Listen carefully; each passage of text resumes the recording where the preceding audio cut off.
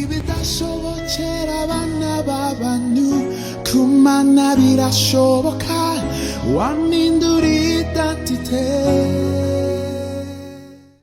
Ibihe byiza kandi ndabasuhuje bakunzi mwese ba Imbuto Update News, tubagezaho amakuru yose abagezweho ari hano mu Rwanda ndetse no hanze y'u Rwanda, tubagezaho muri politike, mu myidagaduro ndetse no mu mikino. Kakanya rero mbazaniye amakuru meza cyane ku muhanzi mukunda cyane mwese, umuhanzi ufite izina hano mu Rwanda, umuhanzi uririmba indirimbo zo kuramya no guhimbaza Imana, bamwita Chrisson Ndasingwa, ndetse akaba afite n'umukunzi amaze kwambika impeta yo kuzabana ubuziraherezo, bamwita Sharon. Akakanya rongeye kubabwira igihe ubukwe bwabo buzabera.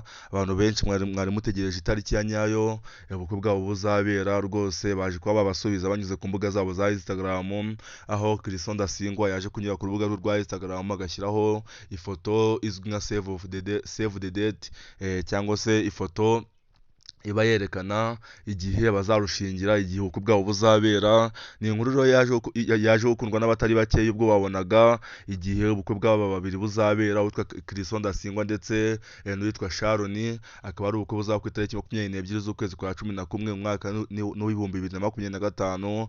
Rwose akaba harabura amezi makeya cyane, akaba harabura amezi atageze kuri 5.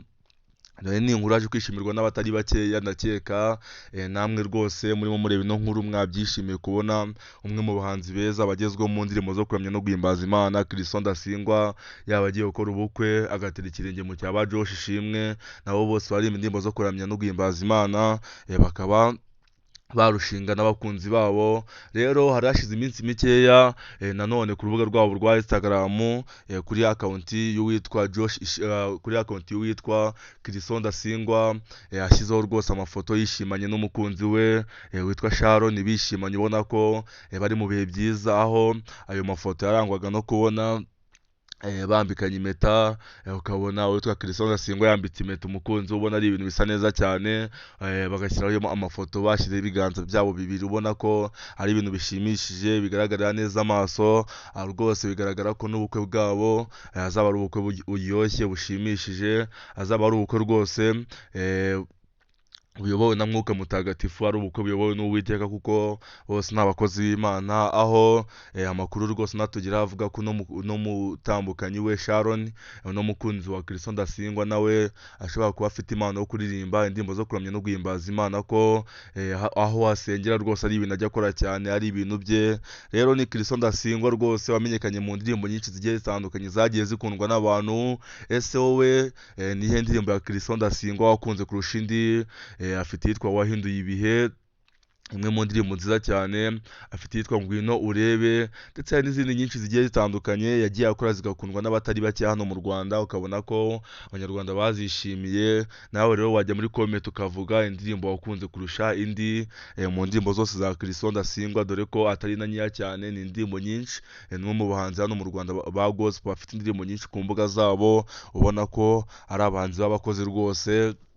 Kandi iyo umuntu ari umukozi akazana umugore, noneho byikuba kabiri, kuko abazanye umuntu ugomba kumufasha no kumugira inama mu byo agiye gukora. Niyo mpamvu rero uyu nguyu Chrisson Ndasingwa rwose twavuga ko umugore we agomba kuzamubera umugisha, akamufasha mu byo arimo, akajya amufasha mu kwandika indirimbo, akajya amufasha mu kuruka mu mutwe, akamufasha mu gutegura ibitaramo kugira ngo n'amafaranga akomeze yongere, dore ko ibitaramo byinshi bategura ari naho bakura amafaranga yabo. Abahanzi benshi ba hano mu Rwanda baririmba indirimbo zo kuramya no guhimbaza Imana, akaba ariyo mpamvu rero mwese mugomba gushimira Chrisson Ndasingwa wakoze ubukwe, mukamubwira ngo urugo ruhire, kugira ngo ibintu bizagende neza. Munamubwira ngo imyiteguro myiza y'ubukwe, kuko ndabizi ni umwe mu bahanzi bafite abakunzi benshi hano muri kino gihugu cy'u Rwanda, ubona ko ari abahanzi bamaze kwigarurira imitima batari bakeya mu bantu bakunda indirimbo zo kuramya no guhimbaza Imana. Niyo mpamvu rero Chrisson Ndasingwa nawe yaje kuba yacimaka rwose, akavuga ati ubukwe bwanjye bugomba kuba ku itariki 22 z'ukwa 11 mu mwaka w'ibihumbi 2025. Nanjye nkarushinga nk'uko n'abandi barushinze, ubundi nkiyegurira Imana, Imana ikandinda rwose ibintu bikagenda neza cyane.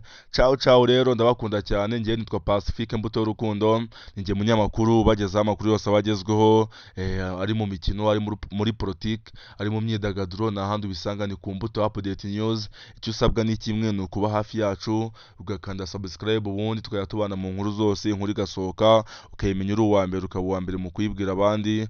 Ciao, reka duhuze muri video itaha. Njyewe ndabakunda cyane, hasta la vista.